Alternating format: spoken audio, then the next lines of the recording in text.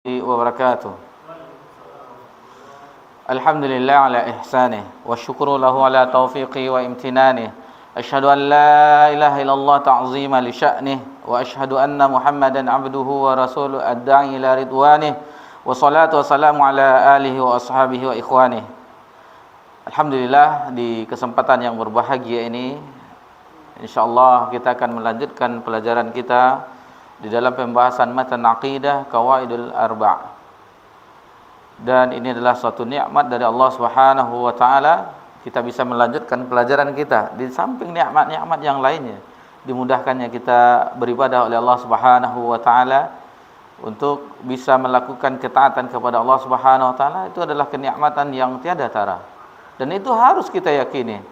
Karena betapa banyak manusia-manusia yang lalai, yang tidak tahu bagaimana akhir tujuan hidup mereka, lalu mereka terlupa, terlalai sehingga sedikit sekali yang ingat akan Allah Subhanahu wa taala. Dan tujuan kita untuk belajar agama ini, hadir di majlis ilmu dan senantiasa untuk menambah ilmu kita, menambah ketakwaan kita kepada Allah Subhanahu wa taala, itu dia. Salah satu manfaatnya adalah agar kita bahagia selain di dunia juga di akhirat. Sebagaimana doa kita yang sering kita ucapkan, Rabbana atina fid dunya hasanah wa fil akhirati hasanah wa qina azabannar. Al-hasanah dijelaskan di sini sebagaimana pernah kita singgung juga. Hasanah yaitu ilmu nafi' wa amal saleh, yaitu ilmu yang bermanfaat dan amal saleh. Hasanah fid dunya wa hasanah fil akhirah, hasanah kebaikan di akhirat, yaitu surga Allah Subhanahu wa taala yang penuh kenikmatan. Itulah yang kita inginkan, kesuksesan yang sebenarnya. Wa man zuhzi'a 'anil nar wa udkhilal jannah faqad faz. Barang siapa yang dijauhkan, yang terhindar dari siksa neraka dan dimasukkan ke dalam surga, faqad faz. Sungguh itulah kemenangan, sungguh itulah keberuntungan. Bukan keberuntungan yang kita saksikan, seorang yang beruntung dalam masalah dunianya, maju bisnisnya, dan dia mendapatkan kekayaan aset yang sangat banyak. Itu memang kesuksesan, tetapi itu fana. Setelah dia mendapatkan jatah hidupnya, habis jatah hidupnya, diwafatkan oleh Allah Subhanahu wa taala, maka semuanya sirna.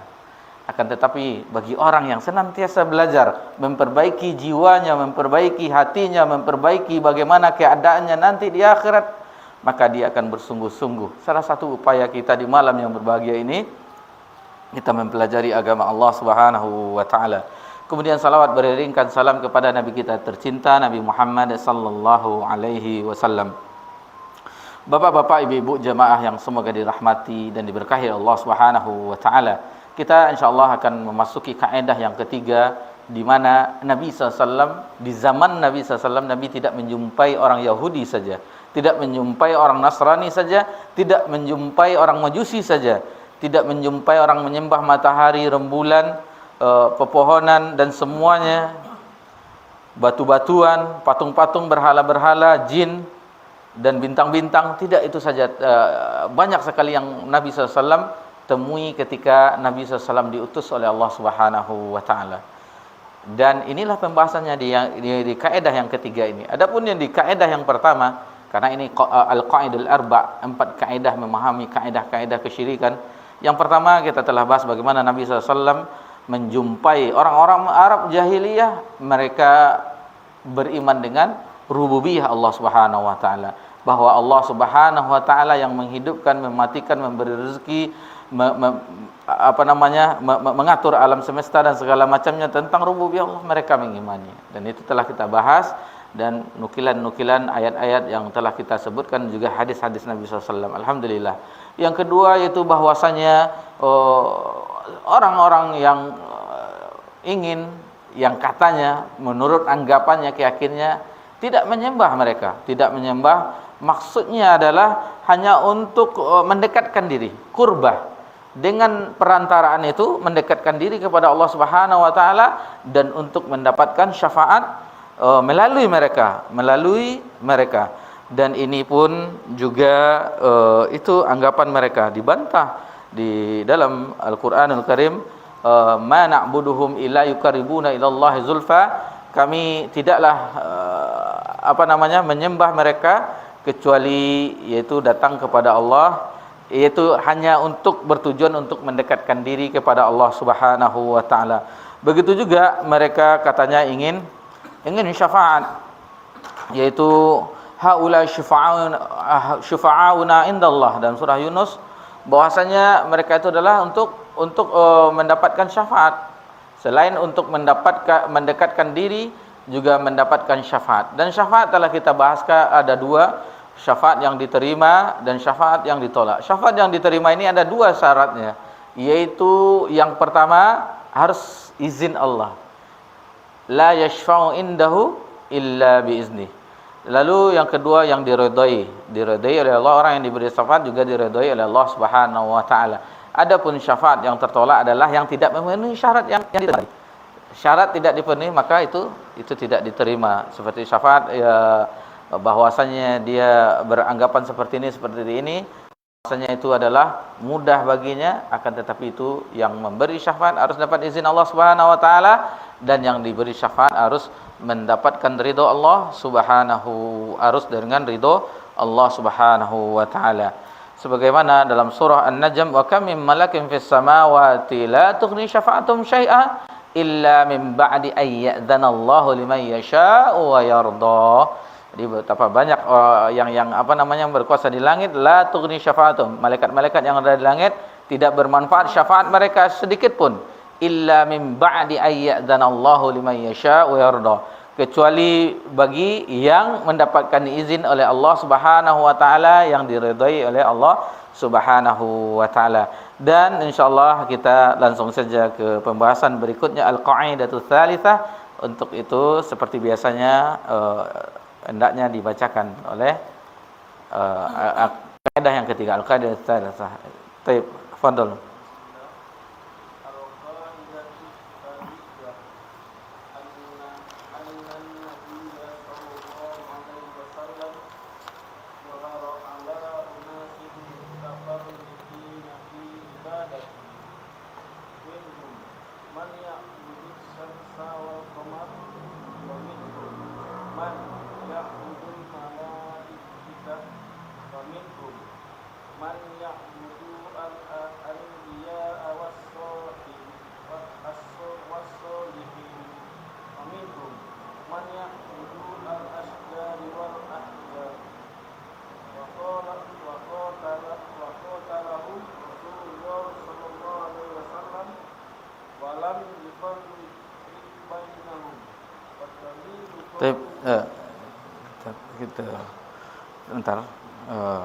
Kita bahas yang ini dulu.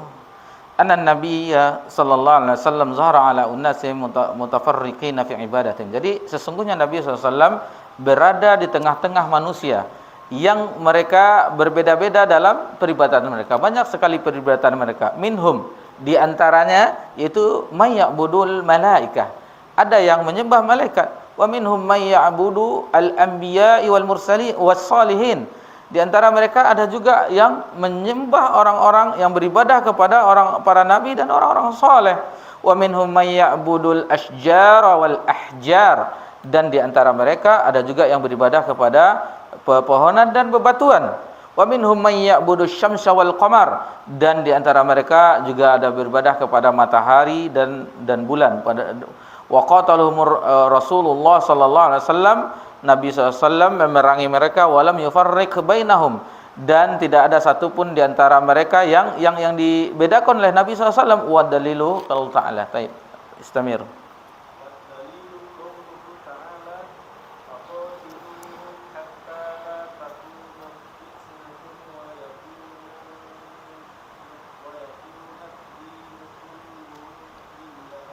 Baik. Selanjutnya muallif menjelaskan rahimallahu taala, wa dalilu qaulu taala, dan dalilnya adalah firman Allah Subhanahu wa taala dalam surah Al-Anfal. Muallif membawakan surah Al-Anfal ayat 29, wa qatiluhum haqqan hatta la takuna fitnah. Jadi perangilah mereka sampai tidak terjadi lagi fitnah. Fitnah di sini banyak ulama tafsir, sementara al-fitnatu asyaddu al-fitnatu asyaddu minal qital. Di dalam surah Al-Baqarah, fitnah itu lebih kejam, lebih keras daripada pembunuhan atau seperti itu maknanya. Bahwasanya fitnah di sini maksudnya adalah kesyirikan. Fitnah di sini adalah maksudnya kesyirikan. Wa yakunu ad-dinu kulluhu lillah, dan hendaknya agama itu murni seluruhnya bagi Allah Subhanahu wa taala. Taib istamir wa dalilul syam.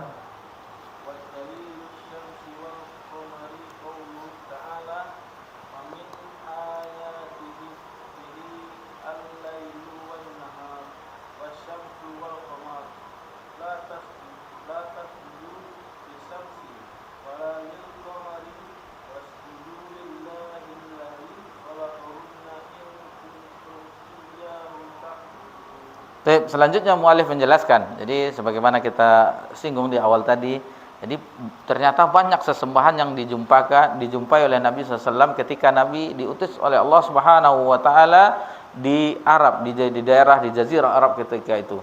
Jadi bukan yang kita yakini cuman patung-patung berhala-berhala, ternyata banyak ini disebutkan di antaranya. Jadi bukan orang Yahudi saja dijumpai, bukan orang Nasrani saja, bukan orang Majusi saja. Rupanya ada yang menyembah matahari, menyembah bulan, ada menyembah malaikat, ada yang menyembah nabi, orang soleh, ada yang menyembah batu, ada menyembah pohon, ada menyembah jin, ada menyembah bintang-bintang. Jadi banyak sesembahan. Jadi ini menunjukkan kepada kita bahwasanya banyaknya perbuatan syirik mereka. Bukan hanya Lata, Uzza dan Manat saja, banyak ternyata yang dijumpai, dan itulah yang didakwahkan oleh Nabi SAW. Seandainya tidak ada kesyirikan yang banyak terjadi, mungkin dia akan diutus Nabi, tidak akan diutus para Rasul, karena tugas mereka adalah intinya adalah agar manusia mentauhidkan, beribadah hanya kepada Allah Subhanahu wa taala semata. Lalu dijelaskan, dibawakan dalil-dalil satu-satu. Ini dalam ayat-ayat Allah, dalam kitabullah dan hadis-hadis Nabi sallallahu alaihi wasallam. Wa dalilul syamsi wal qamari qaulu ta'ala, dan dalil dari bahwasanya mereka orang-orang dahulu menyembah matahari dan bulan, qaulu ta'ala wa min ayatil laili wan nahar, di antara tanda-tanda kebesaran Allah, ayat-ayatnya yaitu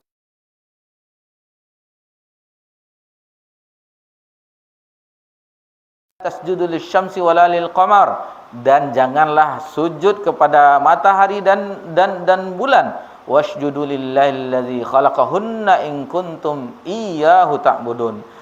Ya, maka sujudlah kamu semuanya kepada Allah yang telah menciptakanmu, jika dialah yang benar-benar hendak kamu sembah atau hendak kamu ibadahi. Jadi di sini bahwasanya mereka matahari dan bulan juga menjadi sesembahan mereka. Di antaranya seperti matahari, kita ketahui adanya seperti orang-orang Jepang itu hormat kepada matahari. Dan orang-orang musyrikin itu, makanya Nabi SAW melarang di dalam sabdanya solat setelah asar. Tidak ada solat sunat setelah asar sampai waktu maghrib, dan begitu juga tidak ada solat sunnah sesudah subuh. Karena orang-orang musyrikin ketika itu mereka sujud kepada matahari ketika terbitnya, begitu juga ketika tenggelamnya. Itu salah satu hikmah bagaimana ada larangan oleh dari Nabi SAW, karena matahari itu terbit di antara dua tanduk syaitan, dan orang-orang musyrikin beribadah. Begitu juga di tengah-tengah, tidak ada juga di sebelum tergelincirnya matahari, karena waktu itu memang neraka sedang panas-panasnya, dan begitu juga di waktu asar terbenamnya di antara dua tanduk syaitan, dan orang-orang musyrikin mengibadahi matahari tersebut. Baik, kita lanjutkan ke dalil berikutnya, malaikat.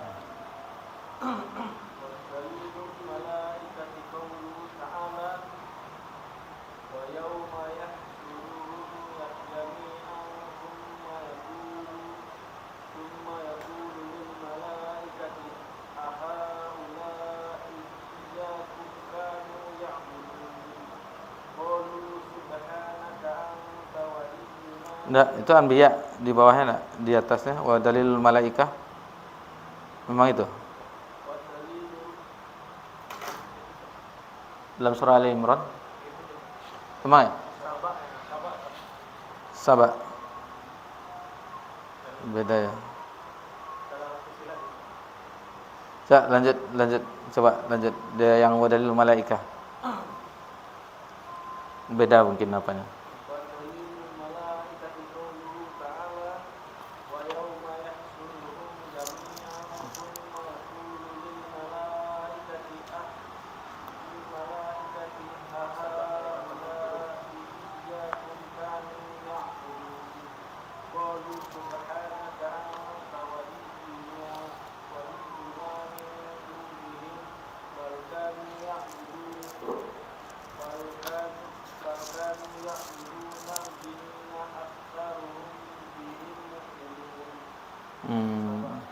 Baik, yang dinukilkan di dalam matan tersebut dengan yang ada sama kita itu berbeda.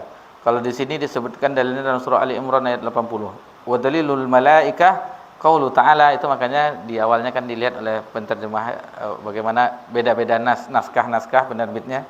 Wa dalilul malaikah qaulu ta'ala wa la ya'murukum an tattakhidul malaikata wan nabiyyina arbaba. Jadi janganlah jadi mereka sesungguhnya wala ya'murukum, sesungguhnya Nabi Muhammad itu diperintahkan, istilah diutus bukan untuk memerintahkan atau menyuruh kepada menjadikan malaikat dan nabi itu arbaba, yaitu sembah-sembahan dalam surah Al-Imran. Tadi di matan yang ada yaitu dalam surah Saba.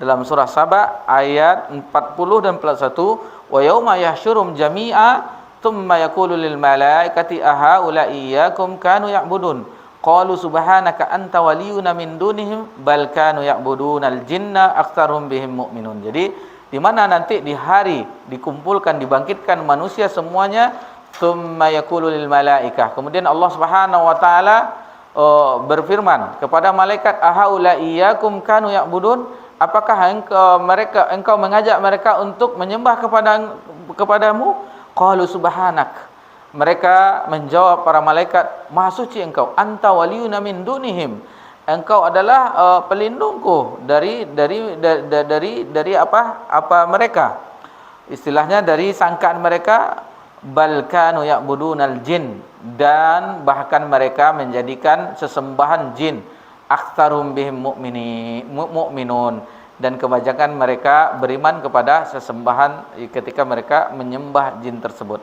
Itu di antara dalil yang sebagaimana disebutkan dalam matan tersebut, dan begitu juga yang terdapat matan yang ada pada kita. Itu dalilnya bahwa mereka, ada orang-orang dahulu ada yang beribadah kepada malaikat. Selanjutnya wadal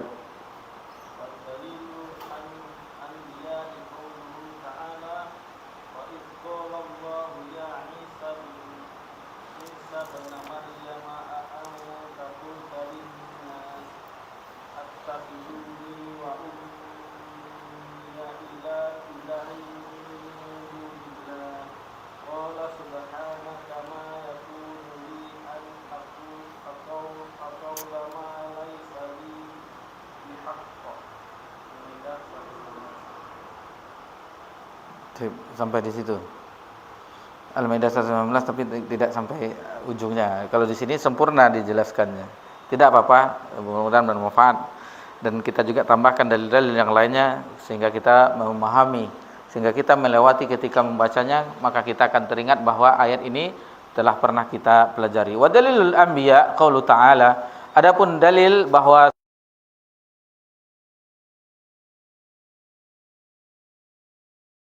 wa ta'ala wa iz qala Allahu ya Isa ibn Maryam a anta qulta lin-nasi attakhiduni wa ummiya ilahaini min dunillah. Lalu ingatlah ketika Allah berfirman kepada Isa putra Maryam, apakah engkau telah mengajak manusia untuk menjadikan ibumu dan ibumu maksudnya salah satu ilah selain Allah dan kamu selain Allah? Lalu Isa bin Maryam menjawab firman Allah, subhanak, maha suci engkau. Jadi sama dengan ungkapan malaikat, qalu subhanak, maha suci engkau. Jadi Isa bin Maryam juga mengatakan di dalam sebagaimana dalam ayat ini, qala subhanak ma yakunu li an aqula ma laysa li bihaq. Jadi tidaklah bagiku, yaitu mengatakan sesuatu yang bukan hakku. Maksudnya tidak benar perkataan seperti itu. In kuntu qultuhu faqad alimtah. Jika aku mengucapkan itu, berkata, berdakwah seperti itu, tentu engkau telah mengetahuinya. Ta'lamu ma fi nafsi wa la a'lamu ma fi nafsik. Sesungguhnya engkau mengetahui apa yang ada pada diriku, dan aku tidak mengetahui apa yang ada pada diri engkau. Innaka anta allamul ghuyub. Sesungguhnya engkau adalah yang allamul ghuyub, yang Maha mengetahui tentang yang gaib. Itu kalau di ayat ini dijelaskan bahwa ini hanya tentang Isa bin Maryam.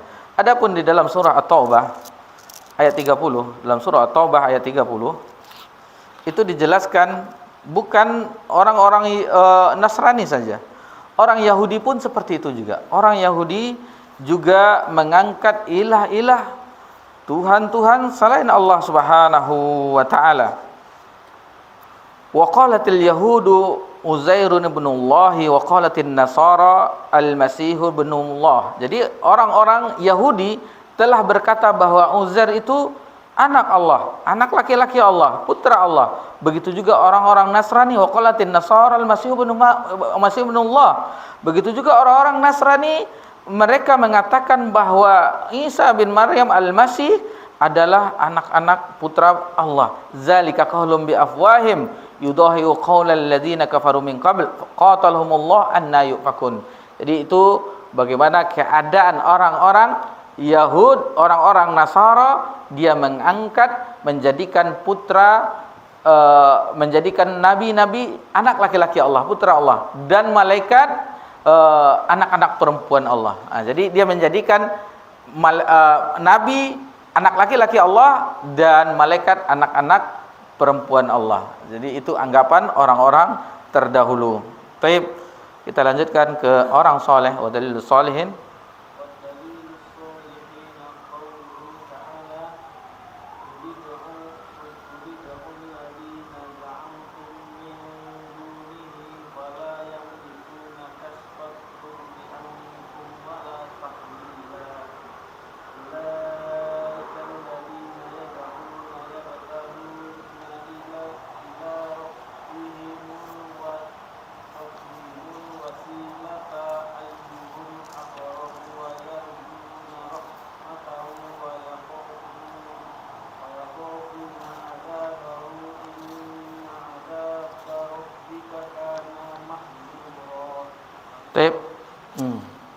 Itu orang-orang wadalilus solihin. Jadi di antara mereka ada juga yang beribadah kepada orang soleh. Qaulu ta'ala, firman Allah Subhanahu wa taala disebutkan di sini dalam surah Al-Isra ayat 57, ulaikal ladzina yad'una yabtaghu ila rabbihim wasilah. Jadi mereka yang telah beribadah, ya bertahu ingin mencari jalan Rabbnya, perantaraan, ayyuhum aqrabu wa yarju. Padahal mereka itu adalah ingin mendekatkan, menjadi orang yang dekat, paling dekat kepada Allah, wa yarju rahmatah. Dan mereka yang orang-orang tersebut menginginkan rahmat darinya, wa yakhafuna azabah, dan mereka juga takut azabnya. Inna azaba rabbika kana mahzura. Jadi di sini dijelaskan bahwasanya maksud dari ayat tersebut yaitu orang-orang soleh tersebut sama dengan kita. Mereka juga ingin mendekatkan diri kepada Allah. Orang-orang soleh yang mereka beribadah, orang-orang dahulu sebagian beribadah kepada orang soleh. Orang soleh tersebut yang diminta kepadanya, mereka pun juga ingin mendekatkan diri kepada Allah, juga takut kepada Allah, dan juga berharap akan rahmat Allah Subhanahu wa taala. Dan lalu muncul pertanyaan, mengapa kita menyembah mereka, padahal tujuan mereka, keinginan mereka juga sama dengan kita. Di antaranya orang-orang yang disembah itu adalah, yang mereka beribadah itu yaitu Lata, Uzza. Wa anna, dalam surah An-Najm, Allah Subhanahu wa taala berfirman, wa manata tsalitsah ya, ayatnya kita kadang-kadang kalau langsung hilang dia.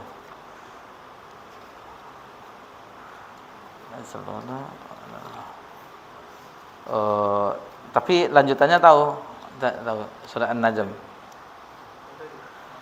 Enggak, yang bukan yang tadi, yang di atasnya.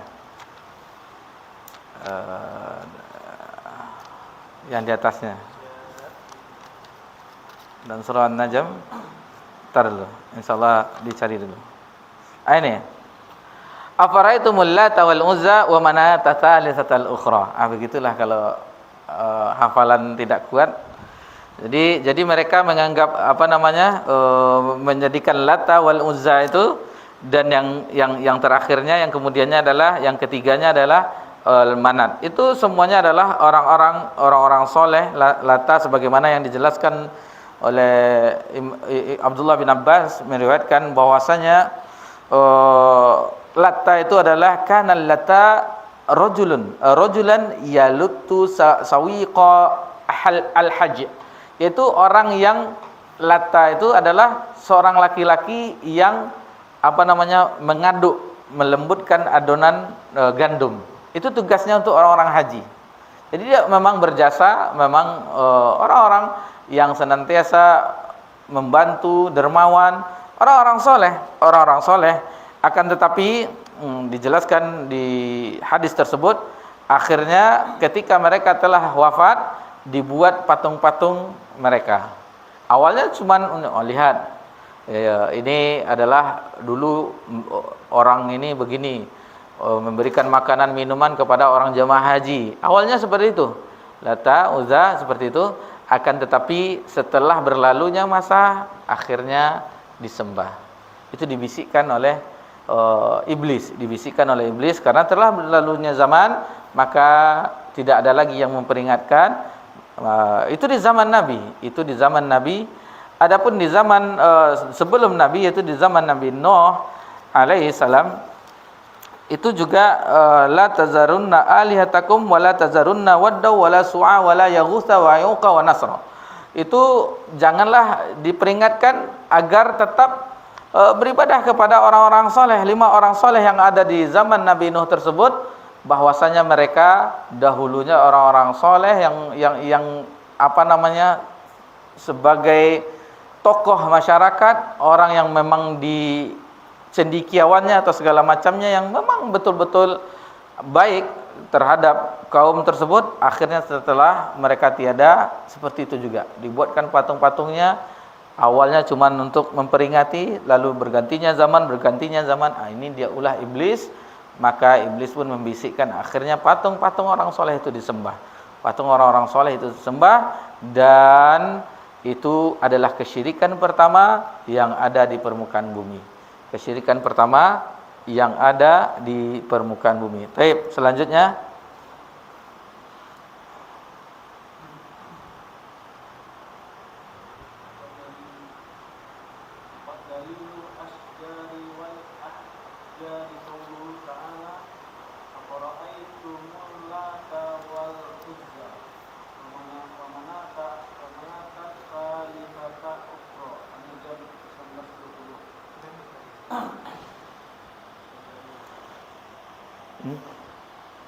Asjar lagi kan?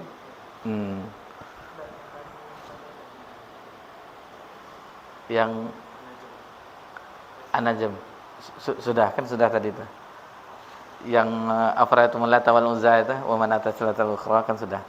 Selanjutnya sebelum kita lanjutkan yang kelima tentang penyembahan batu-batu dan pepohonan, maka di sini disebutkan qaulu ta'ala, sama juga.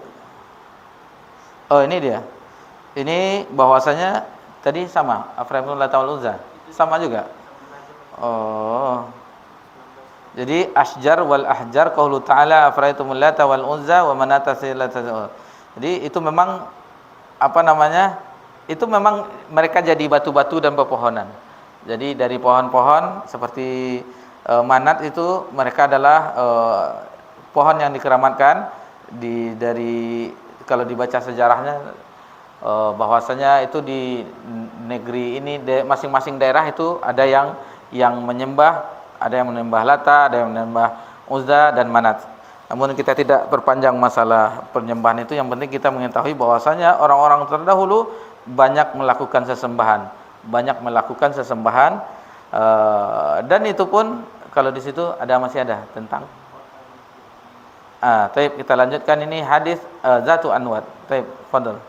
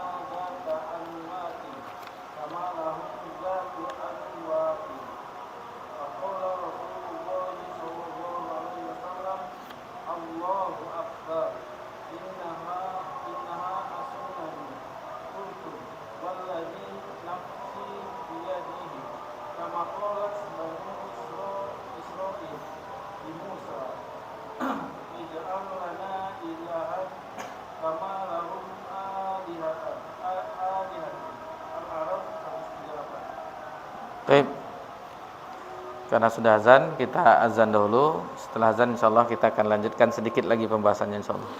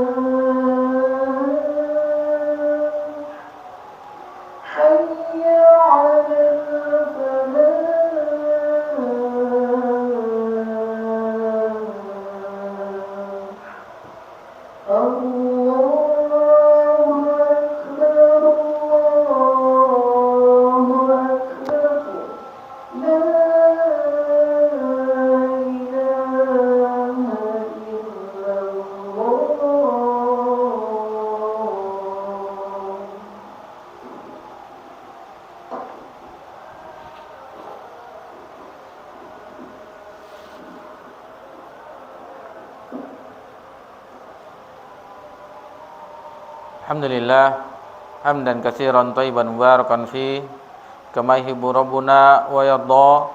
Asyhadu an la ilaha illallah wahdahu la syarikalah wa asyhadu anna Muhammadan abduhu wa rasuluh sallallahu alaihi wa ala alihi wa sahbihi ajmain wa man tabi'ahum bi ihsan ila yaumiddin, amma ba'd. Tadi kita alhamdulillah telah sebutkan beberapa sesembahan yang dijumpai oleh Nabi sallallahu alaihi wasallam di zamannya. Jadi tidak kita ketahui hanya berhala-berhala saja, patung-patung saja, atau pohon-pohon saja. Tetapi banyak yang mereka jadikan sesembahan ketika Nabi SAW diutus menjadi para nabi, diutus oleh menjadi rasul. Lalu muallif di dalam matanya ini menyebutkan, membawakan hadis, wa hadithu Abi Waqid Al-Laythi radhiyallahu anhu qala. Jadi hadis ini dari Abu Waqid Layth, semoga Allah meridainya, dia berkata bahwasanya Nabi SAW bersabda, kharajna. Jadi belum Nabi SAW, dia berkata, Abu Waqid Al-Laythi ini berkata, kharajna ma'an Nabi sallallahu alaihi wasallam, ketika kami keluar bersama Nabi SAW. Perhatikan, kalau ini salah satu selain ayat-ayat Allah Subhanahu wa kitabullah, betapa senangnya hati kita mempelajarinya, membacanya, mentadabburinya, melihat tafsir para ulama mengenai ayat tersebut, dan kita pun ingin senantiasa membacanya karena itu adalah ibadah. Namun ketika kita mempelajari hadis Nabi SAW, maka perhatikanlah, kharajna, atau ketika kami keluar bersama Nabi SAW, ketika kami duduk-duduk bersama Nabi SAW, ketika kami berada di suatu tempat bersama Rasulullah, ketika kami mengadakan perjalanan bersama Rasulullah, alangkah indahnya kehidupan mereka. Dan itu salah satu bukti bahwasanya mereka adalah orang-orang yang terbaik dari umat ini. Kenapa kita katakan demikian? Sebagaimana diungkapkan oleh Abdullah bin Mas'ud radhiyallahu anhu pernah mengatakan bahwasanya Allah untuk mengemban syariat ini, Allah pilih hati manusia yang paling bersih. Maka dijumpailah hati Nabi Muhammad SAW. Maka syariat itu diberikan kepada Nabi SAW. Lalu Allah pilih orang-orang yang mendampingi Nabi SAW. Bukan kita yang dipilih oleh Allah Subhanahu wa taala, akan tetapi para sahabat radhiyallahu anhum ajmain. Merekalah yang paling bersih hatinya di antara hati-hati umat Nabi Muhammad sallallahu alaihi wasallam, sehingga merekalah yang dipilih oleh Allah mendampingi nabinya. Itu salah satu bagi kita mengetahui bagaimana. Jadi jangan anggap siapapun dia, siapapun ahli pemikirnya, cendekiawannya, apapun pendapatnya, tidak akan mungkin bisa mengalahkan pendapat, pemahaman dari orang-orang yang hidup bersama Nabi SAW. Bukankah di dalam dunia pendidikan saja kita mengetahui, bukankah asisten dosen itu tinggi nilainya? Karena dia pengganti dosen. Kalau dosen tidak masuk, asistennya yang masuk. Itu sudah jelas. Bukan mahasiswa yang lain yang mungkin nilainya biasa-biasa saja, yang atau mungkin yang pemalasnya, tidak. Tapi orang yang rajin yang dipilihnya. Dan begitu juga kita menganalogikan seperti itu agar kita paham, yakin bahwasanya para sahabat adalah generasi terbaik. Salah satu dalilnya. Dan cukuplah firman Allah, bagaimana Allah Subhanahu wa taala menjelaskan as-sabiquna wal awwalun minal muhajirin wal ansar ila akhiril ayah, bagaimana mereka adalah orang-orang yang betul-betul muhajirin dan ansar adalah orang-orang yang diredoi oleh Allah Subhanahu wa taala. Allah yang merekomendasi mereka. Begitu juga melalui lisan Nabi sallallahu alaihi wasallam, khairun nas qarni, sebaik-baik manusia adalah di zamanku, kurunku, yang bersama Nabi sallallahu alaihi wasallam, itu sebaik-baik manusia. Sebaik-baik manusia. Jadi janganlah kita menganggap apalah orang padang padang pasir yang tidak tahu apa-apa, yang tidak bersendal, tidak, itu jangan kita anggap. Memang dari segi keduniaan mereka tidak apa-apanya. Dari segi keduniaan mereka terbelakang. Belum ada HP, belum ada pesawat, belum ada. Akan tetapi untuk masalah keimanan, kita membicarakan keimanan. Karena di majelis ini, majelis ilmu apapun dimanapun di bumi Allah ini adalah tujuannya untuk meningkatkan keimanan kita kepada Allah, memperbaharui keimanan kita kepada Allah Subhanahu wa taala. Itulah kita di antara manfaat hadir di majelis ilmu, atau seandainya tidak bisa langsung melewati media, membaca, bertanya dan segala macamnya. Jadi apabila kita telah mengetahuinya, maka alangkah senangnya hati kita, bahagianya hati kita ketika Allah memberikan hidayah itu bagi kita. Kita ditunjukkan ke jalan bagaimana mereka orang-orang terdahulu yang mendampingi Nabi SAW, yang berperang bersama Nabi SAW, yang hidup dengan suka duka bersama Nabi SAW. Kita juga menempuh jalan mereka, jalan yang terang benderang sebenarnya. Akan tetapi di akhir-akhir ini, maka banyak sekali jalan-jalan itu yang menyimpang, banyak sekali gang-gang kecil yang ada, jalan-jalan tikus, sehingga pun bagi yang tidak ada ilmu ragu kita lewat mana. Kalau zaman sekarang gampang Ustadz, Google Map kan ada.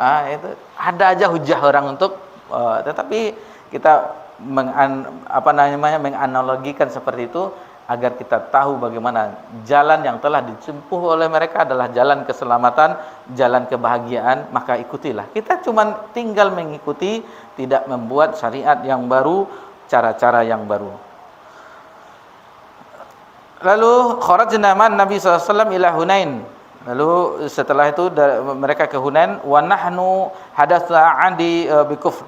Ketika itu kami, jadi setelah perang Hunain itu mereka kebanyakan dari mereka baru memeluk Islam. Baru terlepas dari kekufuran. Walil musyrikina sidratun ya'kufuna indaha. Jadi baru berlepas dari kekafiran, kemusyrikan, itu baru lepas dari mereka. Jadi sehingga masih ada noda-nodanya, istilahnya kebiasaan-kebiasaan lama itu masih ada, masih tersisa. Wa yunawituna biha aslihatahum. Lalu disebutkan yuqalu laha zatu anwat. Lalu ketika itu mereka beristihad dan mereka berkata ya Rasulullah, buatkanlah kami, berilah kami, hendaklah ada pada kami zatu anwat. Famararna bisidrati faqulna ya Rasulullah ijlana zatu anwat. Itu maksudnya. Di ketika itu mereka teringat akan zatu anwat. Jadi zatu anwat itu adalah ketika di zaman dahulu itu mereka kalau sudah pergi berperang istirahat menggantungkan di pohon. Ada namanya pohon zatu anwat.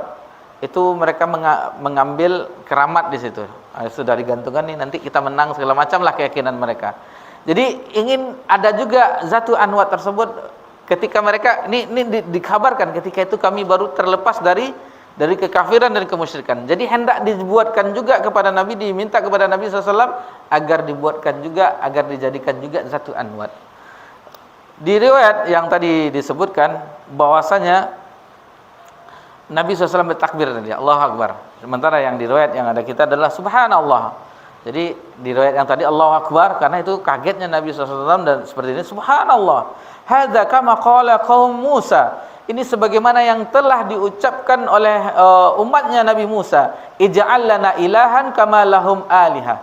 Nabi Musa lebih ekstrem lagi permintaan kaumnya. Buatkanlah kami sesembahan, jadikanlah bagi kami sesembahan sebagaimana mereka juga ada sesembahan. Jadi ada sesembahan yang lain selain Allah Subhanahu, itu makanya ada patung-patung sapi itu dijadikan sesembahan bagi orang-orang di zaman Nabi Musa. Lalu Nabi SAW bersabda di akhirnya, wallazi nafsi biyadih, sungguh yang mana jiwa Muhammad berada di genggamannya, latarkabunna sunnatan man kana qablakum, sungguh engkau akan mendapati, istilahnya akan meniru langkah-langkah sunnah-sunnah dari orang-orang sebelummu. Jadi apapun kejadiannya kita akan, sebagaimana sabda Nabi SAW, akan meniru orang-orang sebelum kita. Di riwayat yang lain, al-Yahuda wa Nasara ya Rasulullah, apakah itu Yahudi dan Nasrani ya Rasulullah? Faman, kata Nabi SAW, siapa lagi? Siapa lagi kalau kita tidak diikuti oleh umat Nabi SAW, yaitu orang-orang Yahudi dan Nasrani, orang ahlul kitab. Apapun yang telah mereka lakukan, kita telah melakukannya juga. Umat Nabi SAW, maksudnya umat Nabi SAW juga melakukannya, kecuali satu. Yang orang-orang ahlul kitab dahulu melakukannya dan juga dilakukan oleh umat Nabi SAW cuma satu. Yang lainnya dilakukan semua, seperti zatul anwat, seperti yang lain-lainnya, itu akan ditiru oleh umat Nabi SAW. Meminta berkah ke kuburan, menjadikan kuburan-kuburan sesembahan segala macam, itu akan ditiru oleh umat Nabi SAW. Apapun yang mereka lakukan, riba, itu orang-orang Yahudi pertama, itu dilakukan oleh umat Nabi SAW. Membunuh, LGBT, itu zaman Nabi Lut sudah ada juga. Orang-orang sebelum akan diikuti. Cuma satu yang tidak diikuti oleh umat Nabi Muhammad SAW. Dijelaskan di dalam Syekh Muhammad Shalih Al-Utsaimin dalam Qaulul Mufid, syarah dari kitab Tauhid, yang satu saja umat Nabi Muhammad SAW yang tidak meniru orang-orang dahulu, yaitu maksiat, maksudnya qatlul anbiya, membunuh para nabi. Karena nabi setelah Nabi Muhammad SAW tidak ada. Sementara orang-orang dahulu membunuh para nabi, Nabi Zakaria, dan keyakinan mereka membunuh Isa bin Maryam, keyakinan mereka disalib tersebut dan macam-macam. Jadi cuman itu yang dijelaskan oleh Syekh Muhammad bin Shalih Al-Utsaimin, bahwasanya yang tidak bisa dilakukan, keburukan yang telah dilakukan oleh umat sebelumnya adalah membunuh nabi. Adapun perintah yang tidak dilanggar oleh umat Nabi SAW satu juga. Adapun seluruh larangan maksudnya semuanya dikerjakan dilanggar kecuali satu. Ada dalam surah Al-Ahzab atau surah apa? Yaitu menikahi istri Nabi SAW setelah wafatnya. Itu yang tidak dilakukan oleh umat Nabi SAW. Ini sekedar nanti jadi teka-teki pula. Itu berarti setelah Zatu Anwat selesai ya? Di matan selesai. Sebenarnya masih ada yang lain yang menjadi sesembahan, kita sengaja tambahkan di sini, yaitu jin. Jin dijadikan juga sesembahan sebagaimana di dalam surah Jin ayat 6, wa annahu kana rijalun minal insi ya'udzuna birijalin minal jinni fazaduhum rahaqa. Jadi sesungguhnya bahwasanya di antara sebagian laki-laki dari manusia dan a'udzu berlindung kepada laki-laki dari golongan jin. Jadi yang fazaduhum rahaqa, yang didapat adalah bertambahnya kesesatan. Jadi kalau ada orang yang bersekongkol dengan jin, bukannya bertambah kebaikan, apapun jin ifrit, jin Islam, jin apa, atas nama jin, mereka itu adalah rata-rata jin itu pembohong. Di dalam tafsir Al-Qurtubi dijelaskan bahwasanya mengenai ayat ini, bahwasanya orang-orang Arab dahulu apabila telah datang dari Yaman, apabila melewati lembah, maka mereka, ini pernah juga kita singgung, a'udzu bi sayyidi hadzal wadi minasyarri safahu qaumihi. Jadi aku berlindung kepada pemimpinnya lembah ini, penghuninya lembah ini, dan juga kepada dari anak-anak buahnya, tentara-tentaranya. Pernah kita singgung di kajian kita Al-Usulul Salasah, begitu juga bagaimana orang-orang di zaman ini juga seperti itu juga. Kita contohkan waktu itu dia melewati tempat yang angker, maka dia lewat dulu segala macam, itu juga dilakukan oleh orang-orang di zaman ini. Lalu yang terakhir yang dijadikan sesembahan oleh orang-orang dahulu di zaman Nabi SAW, yaitu bintang. Dalam surah An-Najm, annahu huwa rabbus syi'ra. Asy-syi'ra adalah salah satu nama bintang yang diberi nama oleh, kan ada Suraya, ada bintang, kalau zaman kita sekarang namanya bintang Kejora, bintang timur dan segala macamnya, dan salah satunya adalah asy-syi'ra, yang mereka juga menjadikan itu sesembahan. Sesuai bagaimana yang kita sebutkan tadi, bahwa kaidah ini lebih luas lagi. Yang kaidah pertama, bahwasanya orang-orang dahulu, orang-orang di zaman Nabi, orang-orang jahiliyah meyakini rububiyah Allah Subhanahu wa taala, akan tetapi mereka juga tidak menjadikan tentang rububiyahnya beriman, akan tetapi uluhiyahnya mereka melanggarnya, karena mereka menjadikan serikat-serikat peribadatan selain Allah Subhanahu wa taala. Di kaidah kedua, kita alhamdulillah telah menjelaskan bahwasanya mereka itu berhujjah bahwasanya tidak mana budum illa yuqarribuna ilallahi zulfa, untuk mendekatkan diri kepada Allah Subhanahu wa taala dan untuk memperoleh syafaat. Itu anggapan mereka. Adapun yang ketiga, ternyata yang dijumpai banyak sekali sembahan. Ketika Nabi SAW diutus itu banyak sesembahan.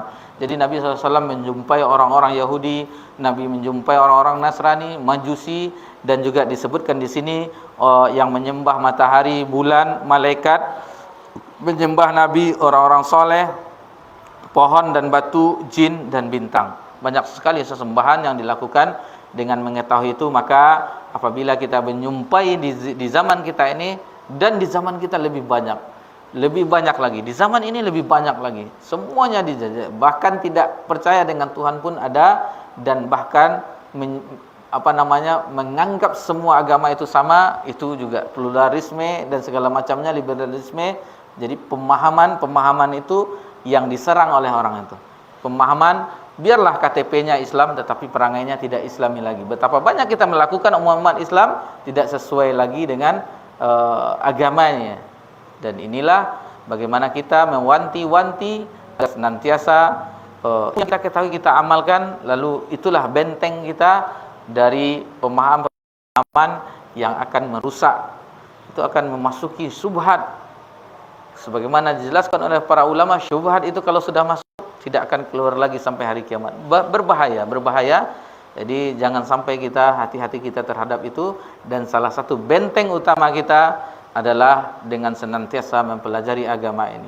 Berbeda orang yang apabila dia senantiasa belajar, itu akan ibarat bagaimana diisi terus nutrisi bagi jiwa kita, tentu dengan gizi, maksudnya dengan gizi sesuai dengan kebenaran, maksudnya yang disampaikan itu dalam kajian itu firman Allah Subhanahu wa taala, hadis Nabi SAW, maka itu akan menambah semangat jiwa itu, akan mendorong jiwa itu akan ketaatan, melakukan ketaatan kepada Allah Subhanahu wa taala. Berbeda dengan kajian yang tertawa, yang tidak ada manfaatnya, itu akan mengeraskan hati.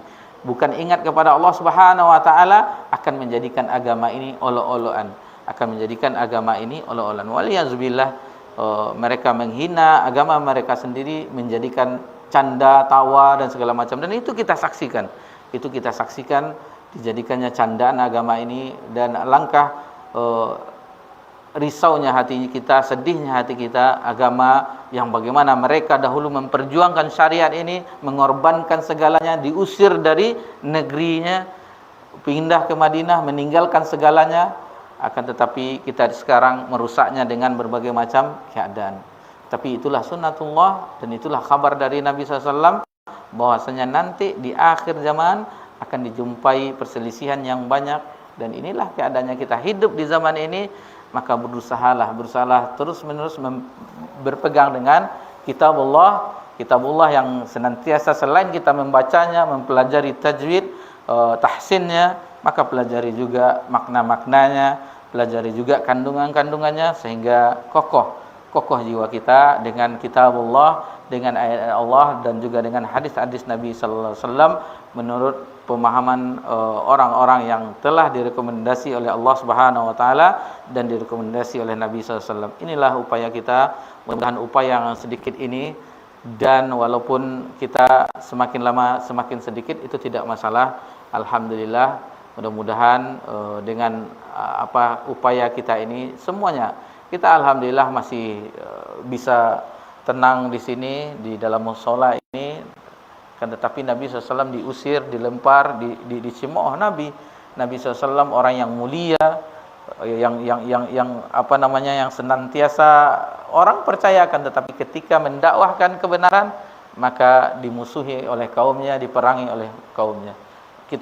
Usaha kita belum seberapa, cuman inilah yang bisa kita upayakan. Mudah-mudahan apabila itu yang sedikit itu dengan keikhlasan yang sangat-sangat, maka itu akan bermanfaat ketika kita berjumpa dengan Rabb kita di akhirat kelak.